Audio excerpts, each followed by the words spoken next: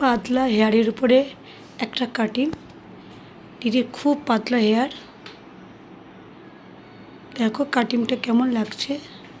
তোমাদের যদি এরকম কারোর খুব পাতলা হেয়ার, কি কাটিং করব ভাবছো, তোমরা সাজুগুজু স্কিন কেয়ারে আসো।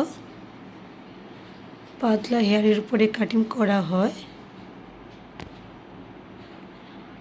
এখানে শুধু পাতলা হেয়ারের উপরে কাটিং করা হয় না, এখানে হেয়ার ট্রিটমেন্ট করা হয়। সব সমস্যা হেয়ারের ট্রিটমেন্ট, সাজুগুজু স্কিন কেয়ার।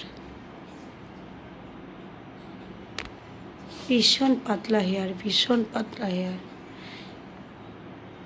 ইনি সুভাষনগর থেকে এসছে, খুব পাতলা হেয়ারের। ওনার হেয়ারটা খুব রাফ, খুব ড্রাই।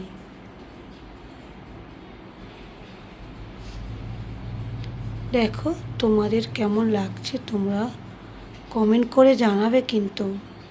আর তোমরা তো নিশ্চয়ই জানো সাজুগুজু স্কিন কেয়ারের ঠিকানা। তোমরা সাজুগুজু স্কিন কেয়ারে